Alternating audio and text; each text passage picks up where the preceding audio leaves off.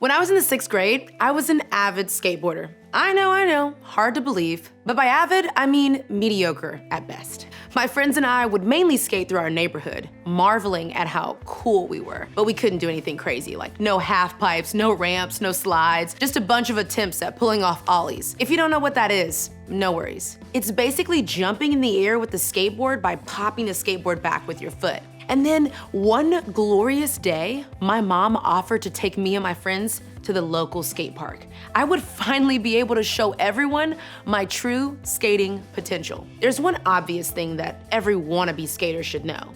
If you're taking your board to a skate park, you should wear protective gear, but not me. All I had on was a helmet. There's all kinds of things I could have worn, like knee pads and elbow pads, but I thought I was a pro. 15 minutes into my first run, I fell off my board, landed on my right arm, and broke my elbow. And that was the end of my skating career. But that moment didn't just affect skateboarding. I broke the elbow on my dominant arm.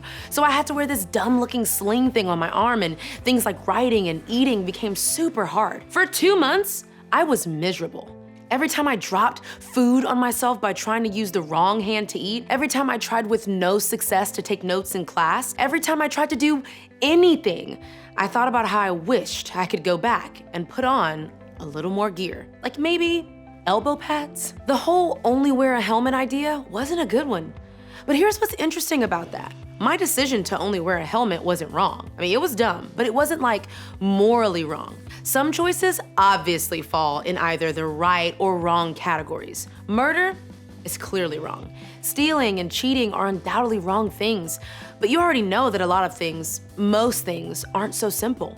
For example, lying. Technically, this is wrong. But what if there are special circumstances? Let's say you have a friend who would be extremely hurt if you were honest about your opinion of their style. Wouldn't it just be better to lie and say you like the outfit? Or maybe you forgot to do your homework, but it would be easier to make up a story about why you forgot it than to tell the truth. Or what about not obeying your parents? Again, also technically wrong, since you are still living under their roof. But again, could there be exceptions to this rule? Maybe your parents constantly tell you to stop using your phone while simultaneously checking their Facebook feeds. Or maybe they tell you to not text and drive, but your mom takes selfies at the stoplights. Or maybe it isn't that simple. Maybe you have a parent or a step-parent that's telling you to do something unwise or unsafe or ungodly. What are you supposed to do then? Or how about making out? Maybe you've heard church people talk about how sex was made to happen in marriage, but physical stuff is on a spectrum, right?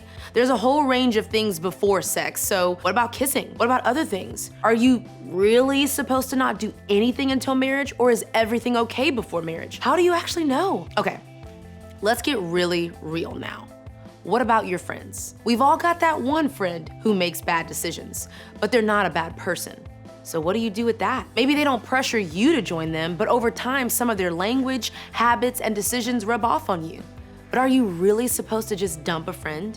And aren't Jesus followers supposed to basically be friends with everybody? What are you supposed to do with a good person who isn't necessarily good for you? You could probably think of a million scenarios just like these, where the situation isn't as easy as saying, this is right, or this is wrong. Every day we encounter situations that fall somewhere in between. Situations won't always have a clear right or wrong answer. So the question is, how do you make decisions when the answer isn't obvious? And here's why your decision-making is such a big deal. Just like with my skateboarding fail, what you do now will affect your later. And I'm not talking about way later, like 20 years later, although that's sometimes true too. I'm talking about what you do today may affect your quality of life tomorrow and the next day, and the day after that, or next week, or even next year. And sometimes it doesn't even take a day to feel the effects of a bad decision. A lot of our decisions now affect our now and our later. And that goes for everyone here. Whether you're a student or someone who's older like me, no matter what your age, it's a reality that will never change. So the question is, what do we do about it? How do we make choices when the choices aren't that simple? How do we make decisions now that will give us the best outcomes now and later? And how do we avoid mistakes that could mess up our future? Well, the Bible has a word that summarizes the answer to all of those questions, and that word is wisdom. Now, there are a few ways to define wisdom, but here's a simple way to think of it.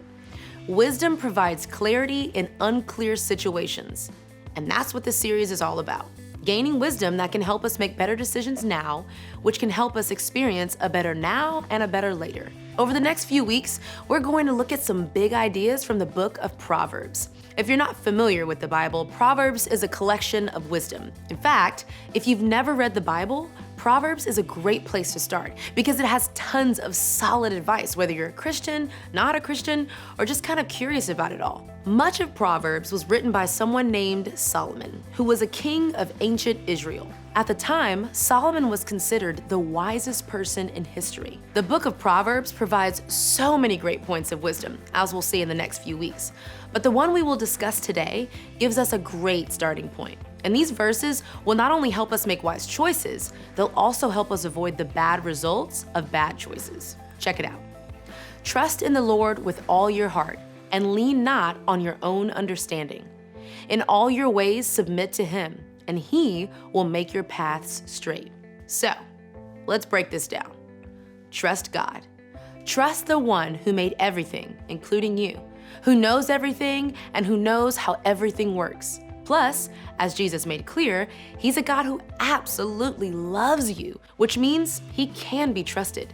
So, trust God, trust His understanding, and then don't trust your own understanding. I'll admit that this feels a little weird. You should trust yourself, right? We should all go with what our gut is telling us, right? Okay, mostly yes. If you're in a dangerous situation and your gut tells you to run or yell for help, do that. But at the same time, we all know times we made decisions that were really awful. Sometimes we need more than just our gut instinct. Think of God as someone who has existed forever. Then think of yourself as someone who's existed for 13 or 15 or 17 or 25 or 40 years. Who do you think sees life more clearly? Who can see situations and their possible outcomes better? I'm going with God. And it's not that being young makes you dumb, by the way. It's just that you don't know what you don't know yet. Think of it another way. Would you want the 6th grade version of you making your decisions today?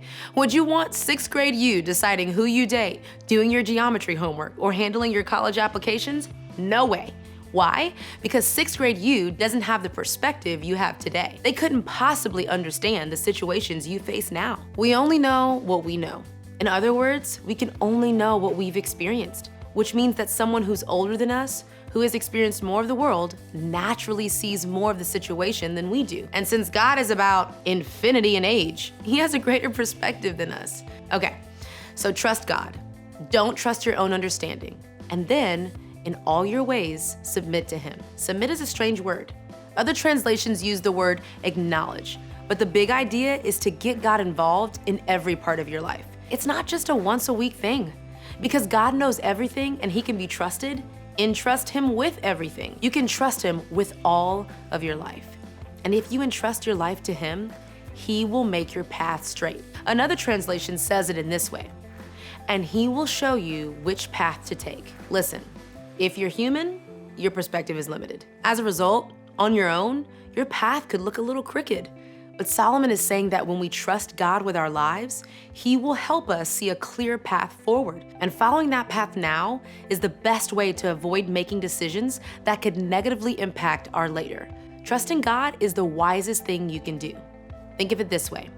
Wisdom now can help you miss mistakes later. Following God and utilizing His wisdom in the gray areas of our lives today will be something we'll be so grateful for down the road. As we've seen, life doesn't always present clear-cut choices. Should you do what you need to do to pass that class? Should you obey your parents even when they're wrong? Should you stay with your boyfriend or girlfriend? The answers to questions like these are found by getting and using wisdom. It means you need to decide now what kind of later you want, because the choices you make now will affect your later. Solomon provides some great starting points for finding wisdom and avoiding pitfalls on your path. Trust God, seek out His wisdom for your situation, and get Him involved on your journey. But how do you actually do that? Well, first, look at the Bible. Like we said earlier, Proverbs is a great place to start gaining wisdom and seeing what God has to say. Another great place to start reading is the Gospels, which is comprised of Matthew, Mark, Luke, and John.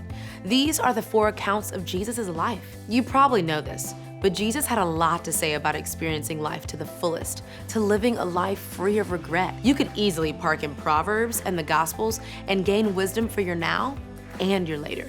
God can also help you through your small group.